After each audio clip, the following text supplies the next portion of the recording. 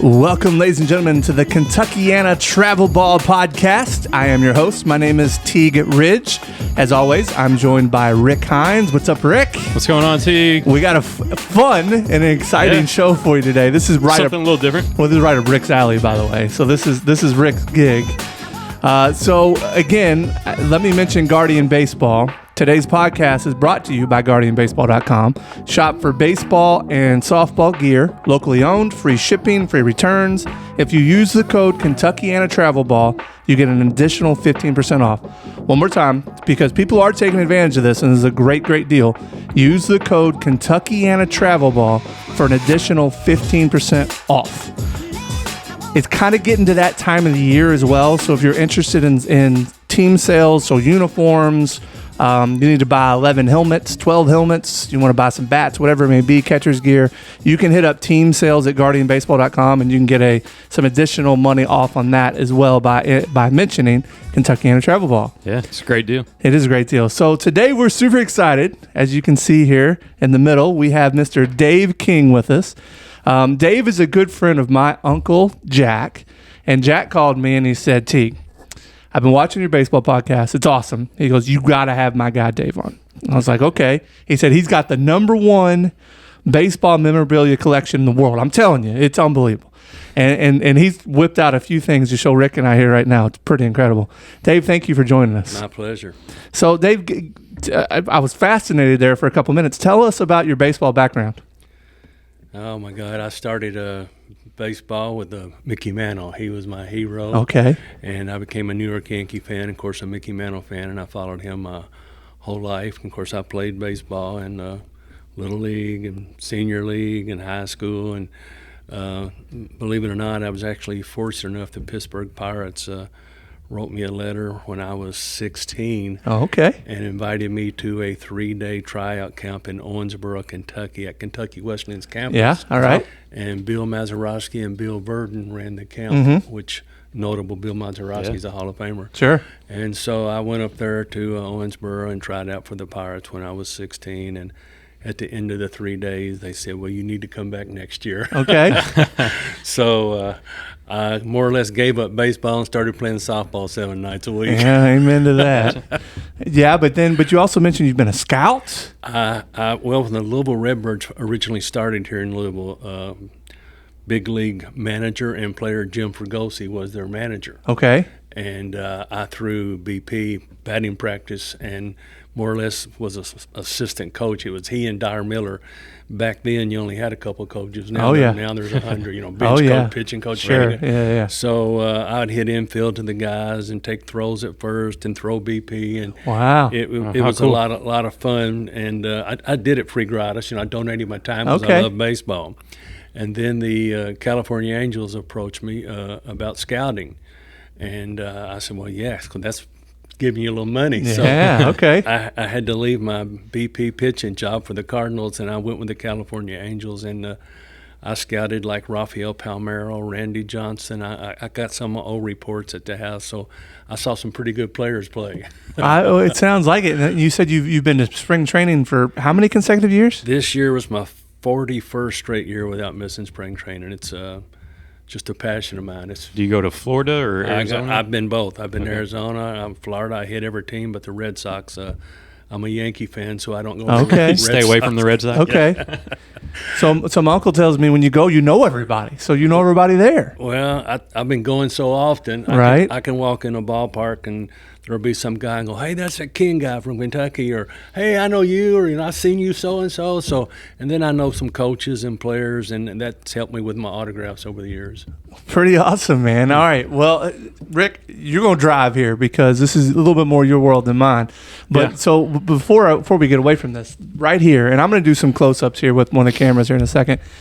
But that is tell us what this is, Dave. I got that bat in 1968. I was in Kansas City, and it's a Mickey Mantle gamer. He had it in his bag that he was going to use that night in Kansas City, and I happened to run into his agent at the time, whose name was Whitey, and told him I was a Mickey Mantle nut, and just shooting a bull with this guy over an hour or two, sitting there at the game.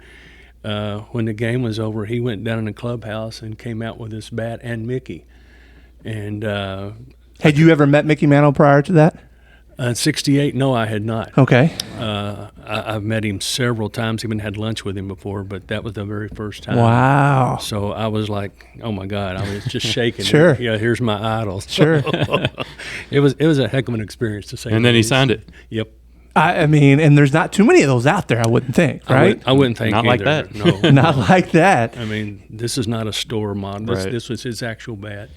Weight, specifications, and length, everything made the way he So wanted. my mom did the travel. She was a travel agent, and she did the travel for Pee Wee Reese.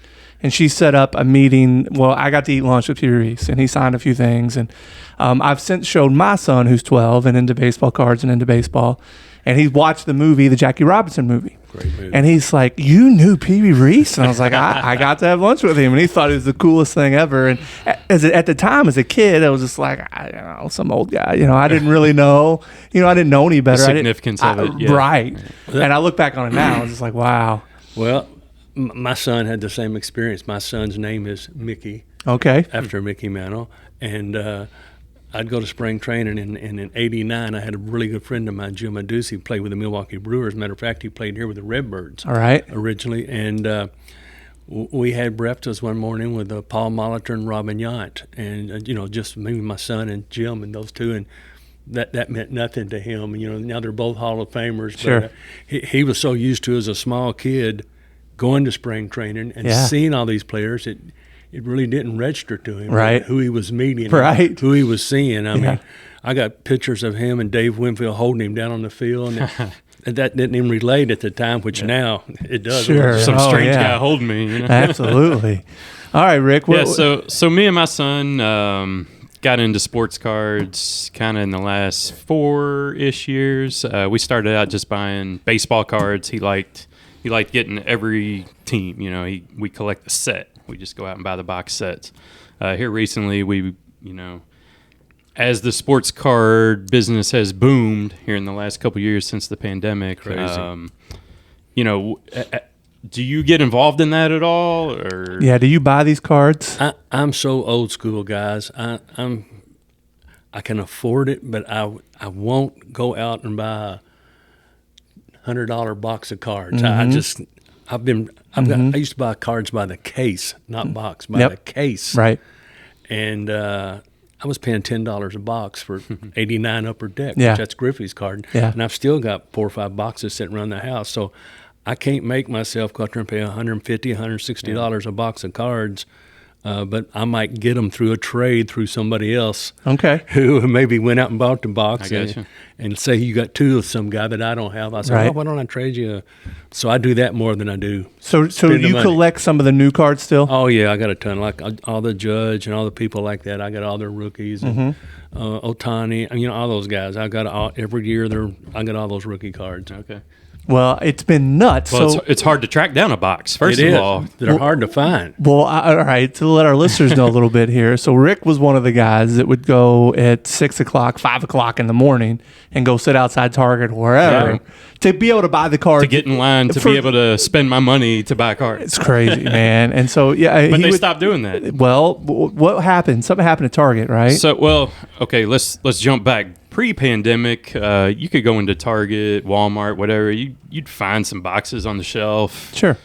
A box, if you're watching, a small blaster box is what they call it, Mm-hmm. $20. Take it off the shelf, go and ring it up. Right. 2 or 3 if you want. Right. So Target figured out what was happening with some of these guys. They would buy everything off the shelf. Okay. 20, 100 boxes just on their own, and they were flipping them. And they would go sell them elsewhere. They'd go right? sell them. They wouldn't open them. They'd go, some people would open them, Mm-hmm. but for the most part, they go and resell them for a higher value, flip it. Yep. So Target caught on, realized some people were getting upset. They were never able to get Mm-hmm. cards, so they created a process where they put you in line on a certain day, and you were limited, 1 or 2 boxes at a time. Right. So that's where we jumped in, and we're like, okay, let's wait in line.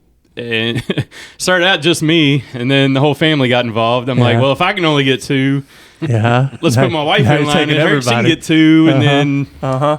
at the time, the kids were on NTI, and their classes didn't start till later, so Sure. they would jump in line. So I had the whole family in line. We'd get 10 boxes all at once. Right. But we weren't there necessarily to flip them. We didn't want to resell them. My son loves sports cards. Right. Whether it be he's mainly into baseball, but he also likes basketball and football. Yeah. So that was an affordable way for us to afford them, because now you go and find a $20 box that somebody bought, and it could be $100. Yeah. That's just out of my price range. Now, Dave, are you finding that cards are worth more right now than they were just a couple years ago?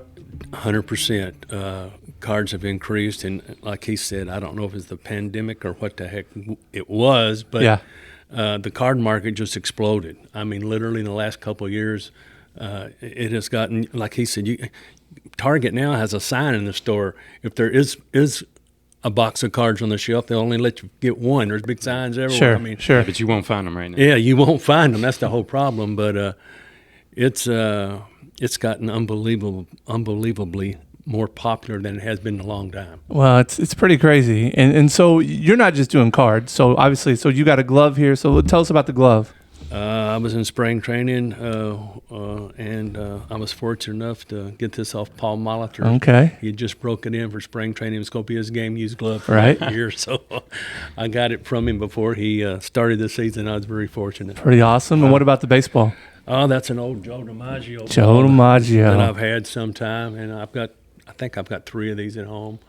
And, of course, I've got 7 Mantle balls and probably 30 Mantle 8x10s and Hall of Fame plaques and books, and I've got all kinds of Mantles. What is your most valuable piece that you have? That's my pride and joy, the bat. Mickey Mantle gamed autograph I bat. can't imagine. Golly. Is it? It'd take quite a bit to top that. I've got a Mantle gamer worn cap autographed also that Jeez. I keep in a plastic case where light doesn't hit it. That's incredible. I've got quite a few Mantle. How about cards-wise? You have quite a few of his? Well, at one time I had every one but the 51, and then I got the 52 rather, Topps rookie, and I was promised another one, so I sold the one I had.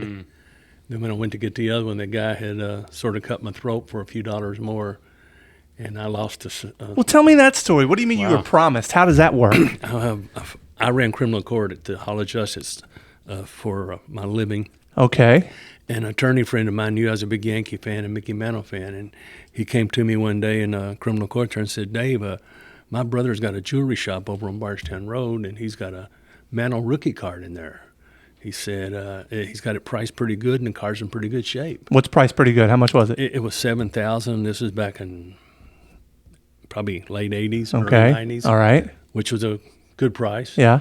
So I got off work that day. Hell, I went straight over. Okay. All right. I got my car and drove to Bardstown Road, and there was the card. And I didn't have $7,000 in my pocket, so I said, "I will definitely take that card." Okay. I think this was on a Wednesday or something. I said, "Pull it.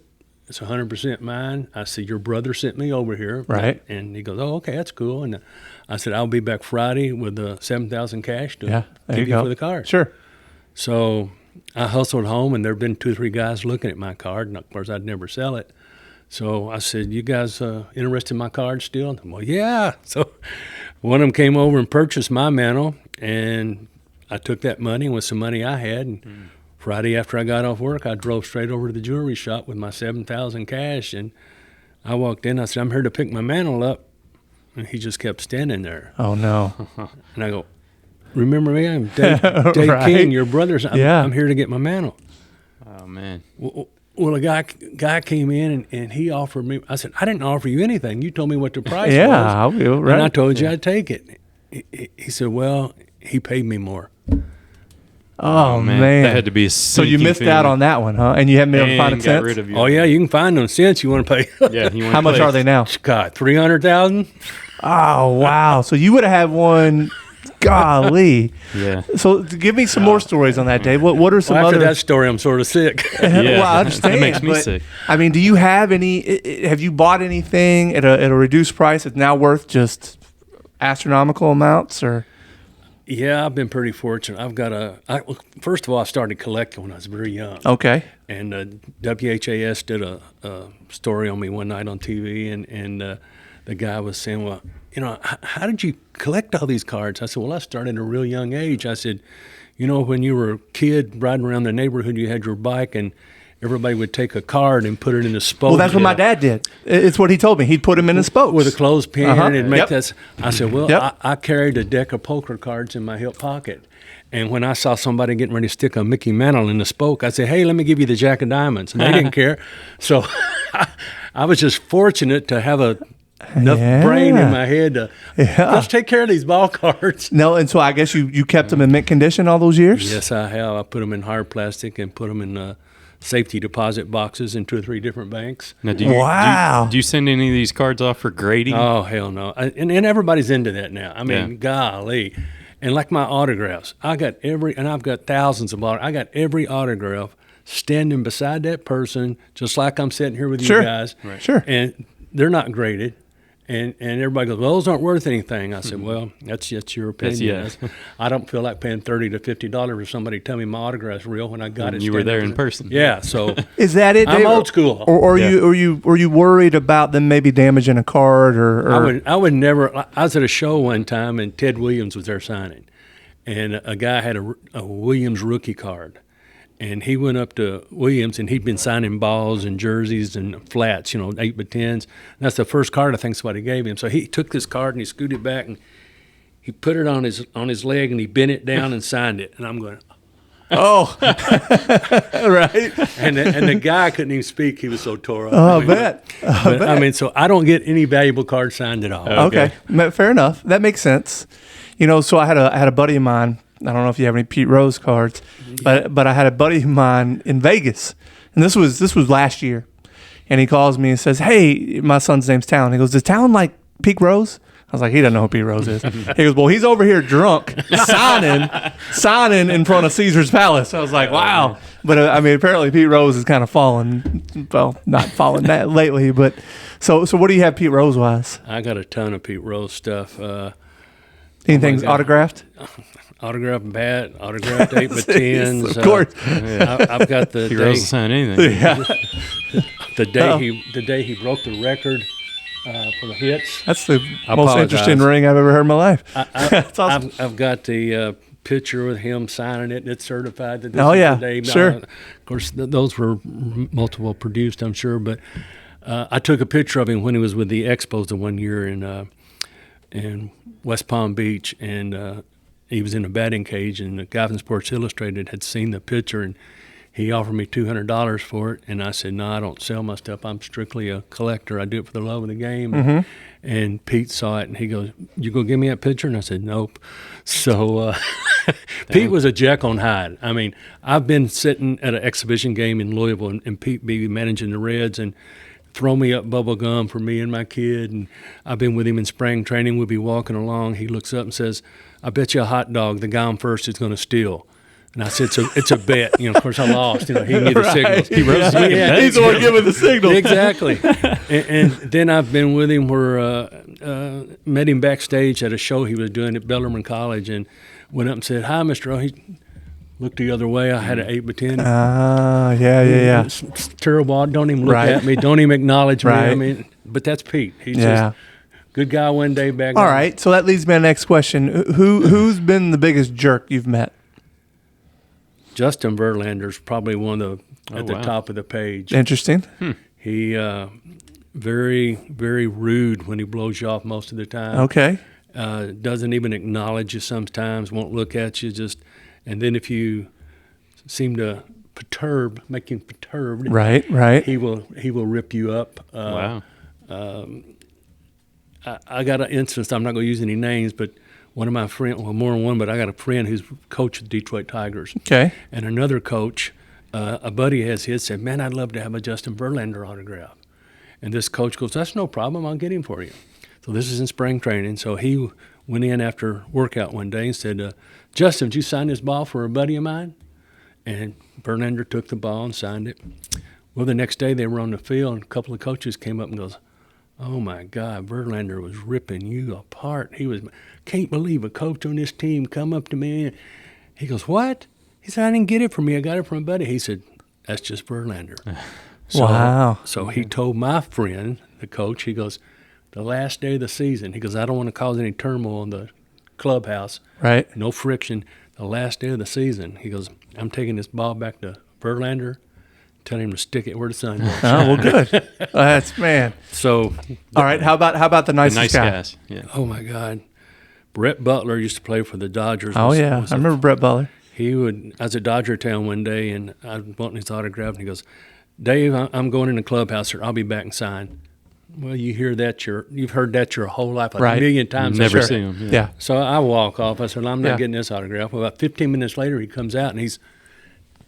Oh, so he's looking for Looking you. for you. So people Okay. run over, and he just ignores them. No, and he sees me. He goes, motions for me to come over, and he goes, let me sign that card for you, that ball.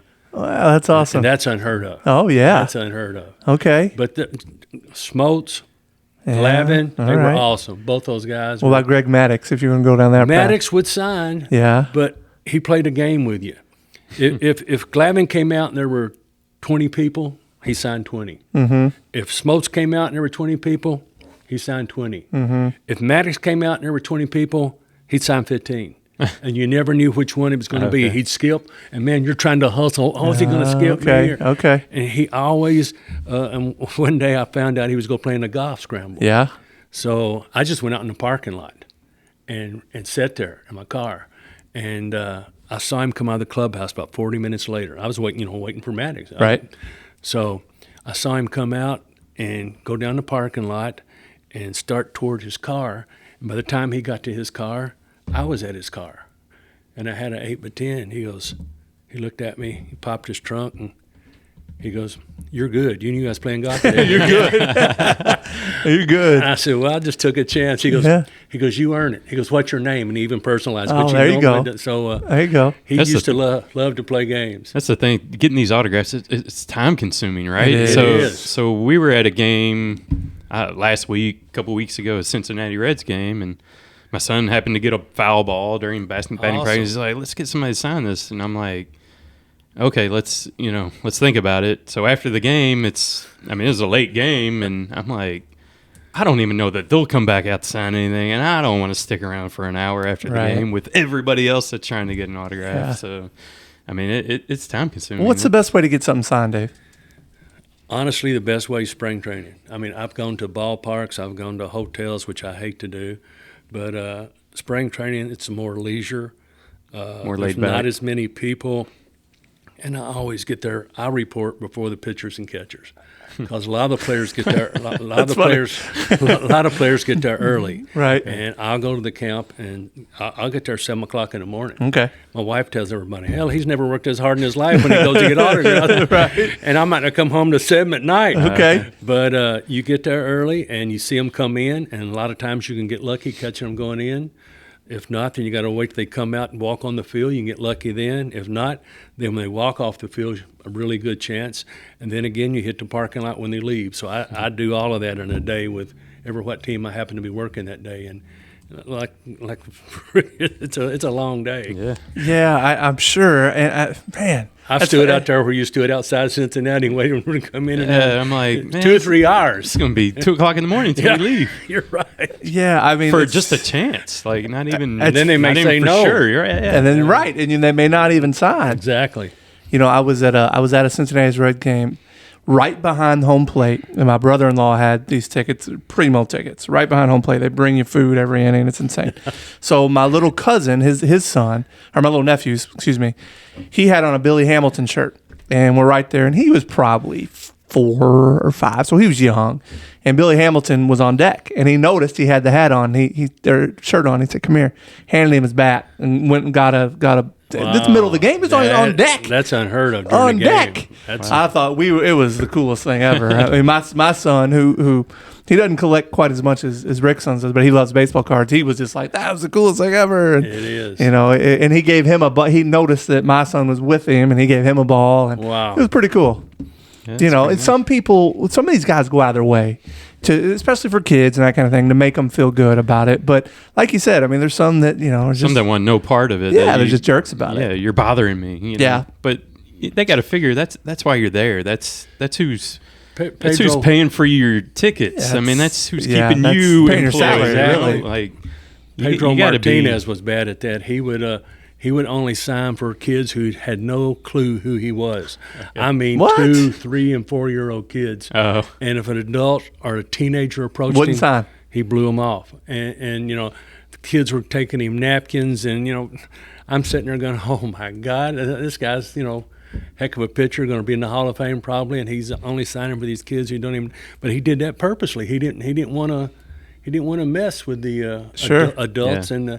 And I've seen Ricky Henderson. You're talking about a piece of work. Of course, Ricky always talks in the third person, like Ricky does this or Ricky does that. Wow, I didn't know that. Oh, yeah, anybody will tell you. So the Mets told him that he had to go to a signing there in St. Lucie at spring training for the high school team. They were doing it as a fundraiser Okay. to help the baseball team. Right. So it's like, I don't know what it cost to get in, but I bought a ticket. And everybody's lined up at these banquet tables, and the whole team is signing, man. I mean, it's awesome. You're going down with your cards or your Okay. 8x10 or Right. your ball. And I look around, Henderson's not there. And so show been going on 15, 20 minutes, and Ricky walks in. He goes down behind the tables and goes all the way to the end, goes over here on the wall and gets a chair and sits down at the very last one. Okay. So I go, well, at least he showed. Right. Well, I'm watching, and the first kid that gives him a ball, he takes the ball and rolls it back to him.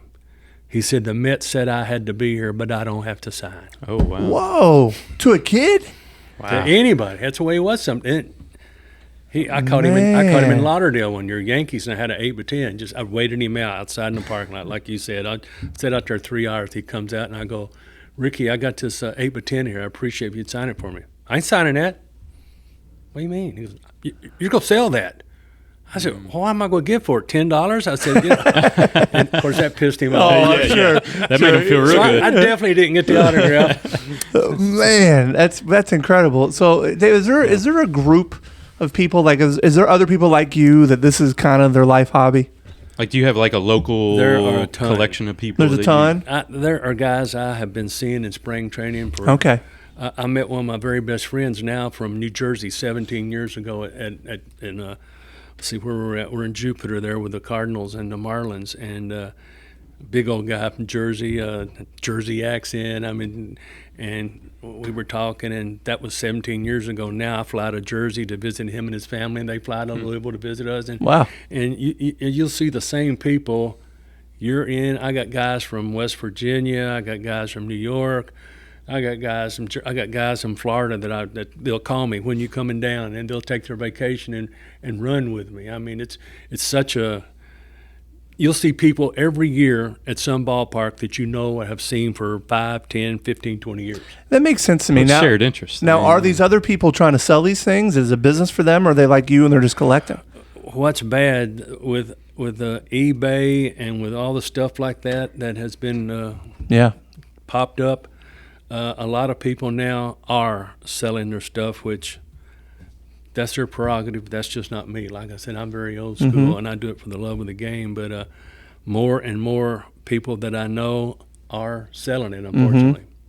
So that's just the beast it's become. Yeah, and I know a lot of these guys probably feel like they're just, they see an adult, so they're like, oh, they're just trying to make Right. money off of me. Exactly. That's what I tell Eli. I'm like, you ask them because you've got a better chance of getting the autograph Oh, than yeah, me. Because for sure. And golfers are the same way. Not going to do anything for me. But, Golfers are the same exact way. I mean, that's how it is on the tour. Yeah. Dave, have you ever had your collection appraised? Do you have any idea what it's worth? Never had it appraised. 2 years ago, well, longer than that, I guess, we were getting ready to move, my wife and I, and she goes, "What are we going to do with all this stuff?" Mm-hmm. And at that time, Chuck Shupp was the man at Louisville Slugger who handled every single major league contract. He'd been there 35 years, and that's where David Hunt, they have their big auction in November at the Louisville Slugger Museum. So he goes, "Dave, why don't you let me introduce you to my buddy, Dave Hunt, and he can help you get rid of some of this stuff." Okay. So I went down it came that November. I went down, and Chuck introduced me to him, and he said, "I'd like to see your collection."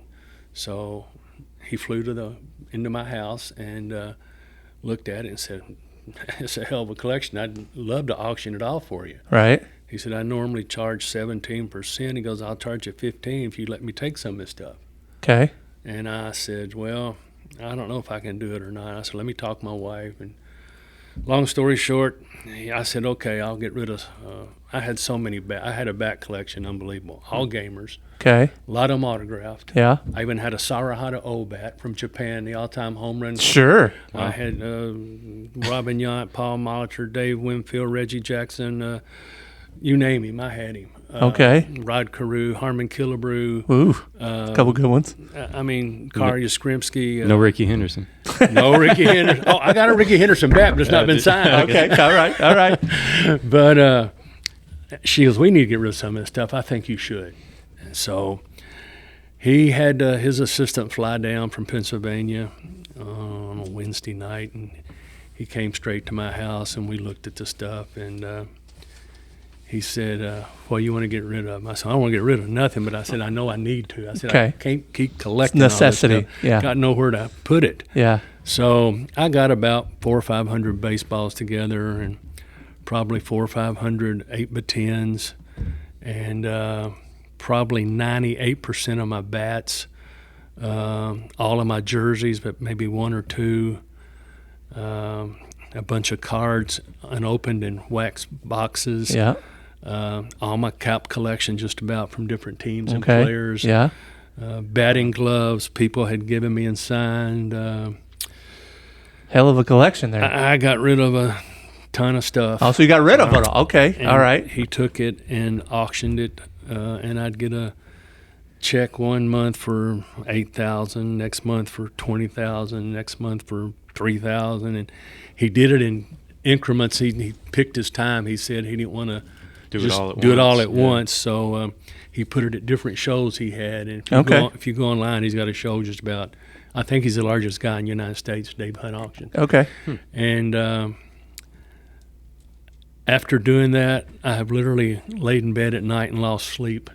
I hated that I did it. I believe it. So bad. I mean, that was your life's passion. Yeah, I mean, And I had so many stories how I got this Right. bat, Sure. how I got that signed, Oh, yeah, I could see that. that's the thing. You collect it yourself, and you put the time and the energy, and you actually are in person getting this autograph Right. and meeting people. It's not like these. It's a life experience. It's not like these new age collectors where they're, the digital cards, which is kind of bizarre. Yep. But I had a George Brett bat, and I caught him in Haines City in Florida spring training, and he was coming off the practice field. He was in civvies. He'd already retired then, and there's a fence like this. Iron railing is like a cattle herd. You walk in the clubhouse, so fans lined up against that fence and waiting for the players.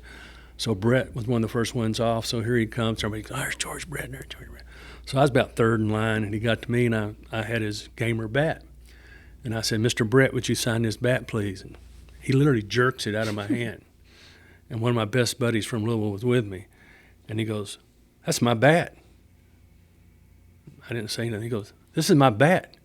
You stole this bat. And I go, no, Mr. Brett, I didn't steal your bat. Well, this is really my bat. This is my bat. That's all he kept saying. Right. And I go, I did not steal your bat. He said, well, where'd you get it? Okay. Well, I didn't think it was any of his business. But I said, I got it from a friend of mine who played in the big leagues against you. Okay. Which that's where I got it. Right. Who was it? What's his name? I'm going, geez, he's giving me the third degree over this bat. Okay. I said, Mr. Brett, I'd really appreciate it if you'd sign my bat. I just kept ignoring his questions. Right. and not beat me with it. Apparently. That's good. So he takes the bat and he standing up there, he lays it down on his knee, and I give him a blue Sharpie, and he signs the bat, and when he's done, he does like that, and he writes on his pants. Oh, my God. He went off. He didn't sign for nobody else in the line. He got mad because he wrote on himself, and he goes, that bat will be on eBay before the day's over, as he's walking off. And I said, no, Mr. Brett, I'm hanging it in my bathroom. Oh, that's hilarious. Hanging in my bathroom. Right above the crap. Wow, So what a that's story. what I miss, getting rid of a bat like that. Yeah, the stories. Yeah. Stories it's all that the came stories, with it. yeah. Man, that's incredible. So you got rid of most of your collection then? I kept my Mantle, my Don Mattingly, my 64 Yankee World Series black bat, which those are really hard to come by. I had a few of those. I'm trying to think what other Yankee bat I have, and then a couple of bats of friends of mine who played in the big leagues.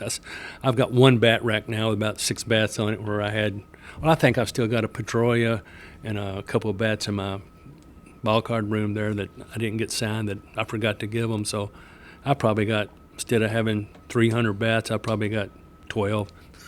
Oh, wow. In his ball card room. Yeah, ball card room. Yeah. Hey, well, when you have a room, you've got a collection. Right. Well, honestly, I got 2 rooms. When you got 2 rooms, you got a collection. So, I mean, Dave, how did you allow, look, if I'm going to tell my wife that I'm going to go spend $7,000 on a baseball card, I don't know that we're going to stay married. So how did you pull all this off?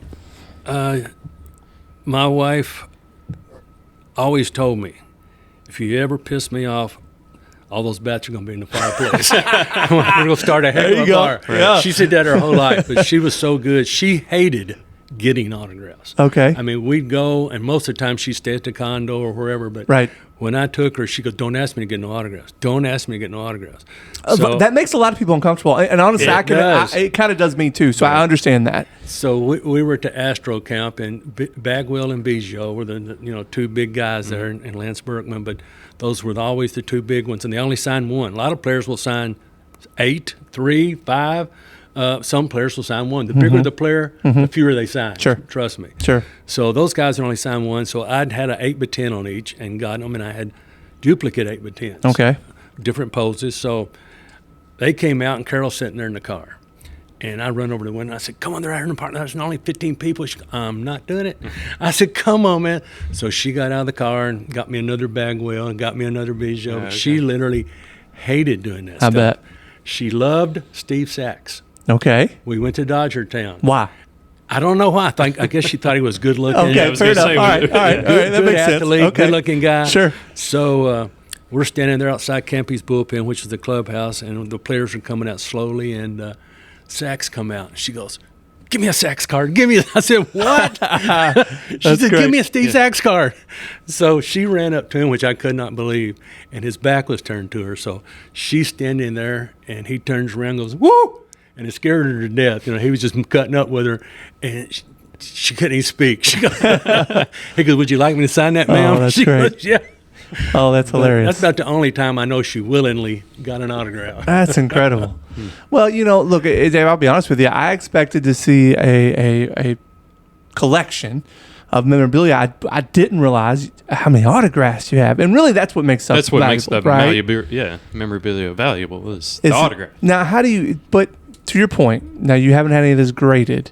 How do you prove? How do you prove that somebody? Do you have pictures of any of this? Or I've got a lot of photographs of like Gary Carter giving me his bat and signing it for me in spring training. Walking along the path there with Hank Aaron or somebody signing for me. My wife or buddies would take a picture.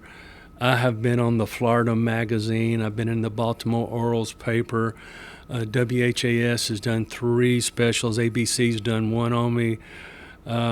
Courier Journal has done a feature on me and another article on me. And paper out in St. Matthews has done an article on me. wow. Okay. So if you're into sports cards, you know this guy. You know who Dave is. Well, friends of mine were running into somebody in Chicago, and they said, "Yeah, buddy. Oh, I know Dave King. He's got a hell of a collection." But Okay. I've been around long enough that a lot of people know me, and if they don't know me personally, they know my name. They know Yeah. of you. And that guy's legit. He's been collecting his whole life. Or I see him in spring training every year. I know every autograph he gets Sure. good. So I've not done anything to certify myself. I mean, like I said, I'm old school.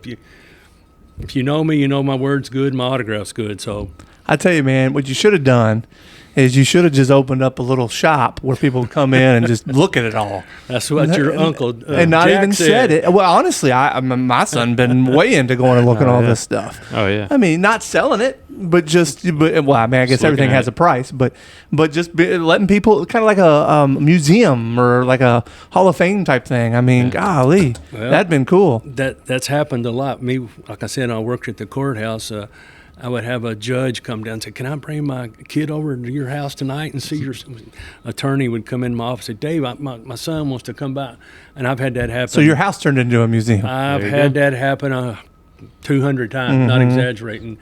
Matter of fact, a retired police officer, I don't know from Adam, knew I moved in the subdivision, he called me up out of Sky Blue and said, "My name's so-and-so." He said, "My son's a police officer." He said, "Your son told me you moved in here." He said, "Can I come by and look at your Yankee stuff?" Okay. And I never heard of the guy or met him. So I get that all the time. Still. All right. So we're a travel ball podcast. Right. You know, we're dealing with kids for the most part. Is this a hobby that kids can get into and should get into, or what do they need to do to, just get into the cards? Have a dad with a pocketbook nowadays, which is sad to say. Oh, that's right, because it's so expensive. Every penny I got cutting grass as a 10-year-old kid, I ran right to the store and bought a nickel pack of cards. Yeah. And I kept I've got a pack right now from 1960 and it's never been opened, and it shows a Mickey Mantle card inside. You can see his name, and it's still in plastic. I mean, golly, that's incredible. That'd be killing me. We would open that thing so bad. That's what everybody says. But well, it's there. I feel sorry for today's kid because they can't go to Target like you said a while ago. Yeah, and buy a damn anything. car. Yeah, it's pitiful. Because when I grew up in the 80s, I would go grocery shopping with my mom to help her. And my reward was to get a big old sling pack of cards for $1 or whatever it was, same. And that's what I would go trade them with my friends and stuff like that. That's what it was to me. Yeah. That's what the hobby was to me. All this autograph and PSA grading and NFT stuff is way over my head. JSA, man, that's all you hear. JSA. Yeah, my son's into it, but it's hard. It's hard. I feel sorry for kids today. I really do. I hate it because I loved it, and I couldn't wait. I haven't been in a baseball game. I took a flipper from a Disney Babes in Toyland game and marked everything out on it and put single, double, out, fly, and I'd flip it, and I'd have my 9 players in the field, my cards, and I'd have a batter come. And I used to, every day I played that game. That sounds like something my son would do. That's I've awesome. been in my own game and did that. I mean, that's how I love baseball cards. Yeah. Well, so let me ask you both this question. So if you're collecting cards right now, what type of card, what brand should a kid be looking to collect? Well, the most available are Topps. Okay. Period. And are Topps still the high end? Well, Topps owns it all. They own it all now. They own Bowman. They used to, well, there's no Fliver. They own Donner. They own everything. Okay. So they've got a monopoly on it. And Bowman is probably your most popular card, or most expensive. Do you agree? Well, Topps is the only. What's the word? Official? They've got the licensings for all the logos. Okay. So you get something off the Topps brands. These players aren't going to have the logo on their hats or their Mets name on their Yankees. jersey. They can't put the team name on the card. So card. the Donners doesn't have any of that on the there. Donruss and the Paninis and all these specialty cards, while some of them are valuable and they get some of these cool looking cards with autographs, they don't have the emblems or the logos on them. Which, okay. That you want to see. Yeah. So Topps is the only one that can do Topps that. is right now. Hopefully that doesn't change. Maybe it will, but right now Topps and the Topps brands like Bowman and anything Topps owns, you can have the logos on. Interesting. Okay. When you see an Aaron Judge, you want to see an NY. You don't want to see a black cap. Well, exactly. And that's what he's just talking a plain about. gray jersey. I mean, you okay, and then obviously, this is a novice question, but obviously you're looking for rookie cards, right? That's a more valuable card as a rookie card. Is there? And then you had mentioned kind of all these different series. Is there more than one rookie card? Do they have all these different kinds of cards now, or like Bowman has the prospects and the first, their first Bowman card and chrome. You got these chromes and you got these metallics and these refractors and money. Right. Right. So what me and my son look for, like, are more valuable cards to us because we're kind of low end, but they have numbered cards. They restrict the amount of printed runs of these cards to whatever. Let's say it's out of 50. You got the 4th card out of 50. Sure. Stuff like that. The autographs, obviously. And now autographs come in packs. That never used to be the case either. Yeah, you can get lucky. That's what we do. We buy the packs and we get lucky. So we've been fortunate enough to get lucky. What do you got there, Rick? What's your best one? So what kind of started the whole ramped up the craze for my son was this Ronald Acuna Jr. card. Okay. Now, while it's not his rookie, it was this year's card. We pulled it back in the spring, and it's out of 10. I think it's number 7 out of 10. And it's actually signed. It's a certified autograph through Topps, and it has a piece of his jersey. Great card. That is a great card. What's that worth, Rick? I have no idea. See, that's what people ask me all the time, T. Whatever somebody's willing to pay for it. And I don't. I used to buy Beckett's years ago, mainly because he was on the cover, like Mickey Mantle, people like that. But I'm not in it for the dollar. I'm in it for the collection. I understand. Somebody will say, "Well, Dave, what the heck's that worth?" I don't know. You'd have to look it up. Yeah. Most people go on eBay. Yeah, exactly. But a card like that, I've looked. It's out of 10, so there's got to be 9 other people with that card willing to sell it and to put it up on eBay to know what it's worth. For me. Interesting. So I have. So there's no way to figure out what that might be worth. Have you ever looked to see if anybody's selling that one? I looked when we first got it. Yeah, and that we wasn't out find there. it, so. Interesting. And maybe it's still in a pack. That maybe there's some of them still in packs. I'm sure it's on there today. I bet you could find a price on it if you went online. But in our opinion, here we go. I'm gonna find out while you guys keep talking. He was really excited the other night. So we have a bunch of packs that I stored up that we've been fortunate enough to get. And while this isn't a Topps brand, this was our first 1-of-1 card that we pulled, and it's Sweet. a local kid, Joe Adele, who just kind of exploded this year a little bit here in the last few weeks. I think he hit a grand slam last night to kind of win the game for the Angels. So what kind of card is that, Rick? So this is a Topps Series 1 2021 patch autograph. Y'all keep talking. This is going to take a minute. Out of 10. He's working. This is going to take a minute. Yeah. I've got some rookie cards. You asked me earlier about getting rookie cards signed. Real old rookie cards I would never dream of. But back when like Chipper Jones and Jeter were rookies, fortunate enough I got both of them under. Were they the same rookie class? No, they were not. Okay. But I got both of them on there. On their rookie year? Yeah, okay. I looked up and got a few cards in spring training of some guys that turned out to be phenomenal ball players down the road. And that's awesome. Of course, Jeter and Chipper were two of them. Yeah, we hang on to those rookies that we've gotten now, hoping they end up being somebody special, Yeah, I think Ohtani, man. I think that rookie card is going to be worth something. That was a few years He's a ago. special player. Yeah. Let me tell you a rookie story. Everybody in spring training still today, he's first-round draft pick. And they'll run up and get him on a $25, $30 baseball. And they go, "You're not getting him, Dave?" I said, "Nope." "Well, he's number one prospect." I said, "Yep." Back when Greg Olson of the Orioles in the 80s was a rookie of the year, Okay. I went and got him on a sweet spot of American League Baseball. And today that ball might be worth $1 because he turned out to be, his career was not what they thought it would be. So I tell everybody that ask me, I say, a guy's got to put 10, 12 years in for me before I get him on a ball. Okay. And I said, if he's a star, I'll get him on an 8x10. If he's a regular player, I'll get him on a card. But when I think he's got that status of a superstar or going to be a Hall of Famer, you'll get it on a ball. Because the first 7, 8, 10 times I saw Chipper Jones, it was on 8x10s and cards. Mm-hmm. And then later in his career, I said, this guy's going to be a ball player. I said, I got Chipper on 3 or 4 balls now, but that's how I did it. And all my buddies go, "That's a great idea." And I got one, my buddy from Jersey. He will get Mickey Mouse on a ball. I mean, he doesn't care. He don't care. That guy is number 7 in the Braves projected. Right. I said, "Tony, don't waste a ball on that guy." I mean, Jesus. Gotcha. But he does. He that's all he gets signed is balls and bats. Especially now, baseballs are ridiculously. $5 a pop at least. So Rick, what I'm seeing here, so there's a 2020 version of this card. I can't find that one. Okay. There's a 2020 version that's going for like $200. Okay. So it's at least that, I would say, if not more. I would think more. Yeah, if not more. So Dave, talk to me about your scouting a little bit. Were you able to? Did you find anybody that eventually made it to the big leagues? I was fortunate enough when they contacted me, they were interested in the American Association, which that's what Louisville was in at at that time years ago.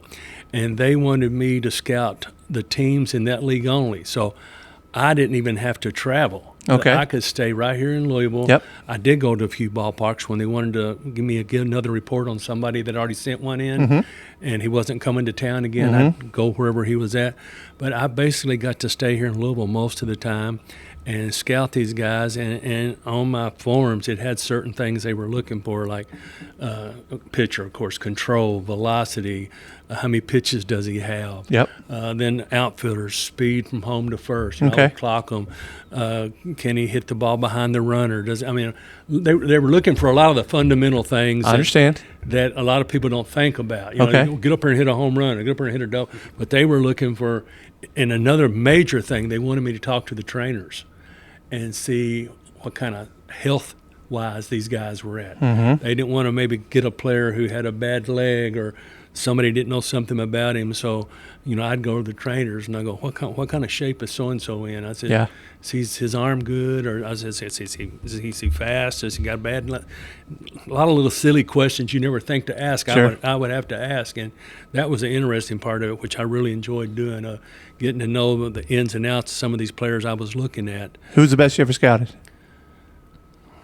Hitting wise, I'd have to say definitely Rafael Palmeiro. And that guy could hit. He'd have been a Hall of Famer if it hadn't been for that guy could hit for his problem he had. Yeah. And Randy Johnson was wild as hell when I saw him pitch. I mean, he was 6'10" and just. You were afraid to dig in, man. Let me ask you that, Dave. So you're watching Randy Johnson pitch at an early age before he's in the majors, I'm assuming, right? Right. Did you think this guy's going to be as good as he ended up being? No, hell no. Really? I said, I told my buddy I said, he's going to kill somebody. Well, nobody wants to get in there. Yeah. You know, he was 6'10", throwing it hard. If you remember the All-Star game, John Kruk. Yeah. That was hilarious. He wouldn't even get in the box. That's hilarious. He swung like, he didn't want a part of it. So you're saying you passed on Randy Johnson, huh? My first report, I said the guy's got potential, and that's all I put. You know, right? Because literally he was everywhere. I mean, you didn't dig in, like I said. You know, it was interesting. I had a college coach tell me, Rick, not too long ago. He was saying one of the things that they scout as high schools, from a pitching perspective, is how many 3-0 counts they get in. And they want to avoid those guys. Sure. The guys that get into a ton of 3-0 counts, they're like, obviously that's not, we want to be ahead in counts. You got command issues. Command issues. Clearly. No matter what happens there, but they chart 3-0 counts. Even if you come back to strike them out. Well, now the pitch count is such a wild animal. I mean, my God, if a guy gets to 100 pitches now, my God, he threw 101 pitches. Nobody's in the bullpen. Back in the old days, when it was your turn to pitch, they gave you the damn ball and you pitched 9 innings. Right. That was your job. Yeah. There was no relief or specialty guy. That's the way it was. But nowadays, oh my God, they baby these pitchers. It's all about arm care. Yes, sir. You know, when I tell you, there's a lot of debate on what's right and what's not. We had Chris Burke on not too long ago, and Chris was. He thinks they don't throw enough. He was like, he went the opposite direction. What I've always heard, he was like, no, man, they need to throw more, and he goes. And they need to be throwing curveballs at a younger age. And I thought that was nuts. But he made a very compelling argument. And this is a guy that's been around a lot of baseball. And he's been seeing these studies. And, he kind of goes the other direction on it. So it's interesting. It is. I used to see Chris every year in spring training when he was with the Astros. And I didn't know him personally, but I'd go up and go, hey, Chris, I'm Dave King from Louisville. Man. He'd always sign anything I had. Oh, he's a great guy. Super nice guy. Yeah. Sure. I went to high school with Chris. Chris has always been a good dude, and he's a friend of the show, too, which is nice. So I think he's going to call the Little League World Series. He's been on a few of the regional. Yeah, he's been calling a lot. Already. He does a lot of the college and then the kind of the younger stuff. He's nice kind of guy. the guru there for ESPN. Nice guy. All right, Rick. Well, you got anything else before we ride this thing out? Not really. I want to take him up on that museum tour of his house. I'll tell you what, man. Me too. You guys are definitely more than welcome. Well, and if not, I mean, I'm got business. So my Uncle Jack, he's an entrepreneur. I'm sitting there thinking, hey, we need to go into business and create a little place, man. People come look at your stuff.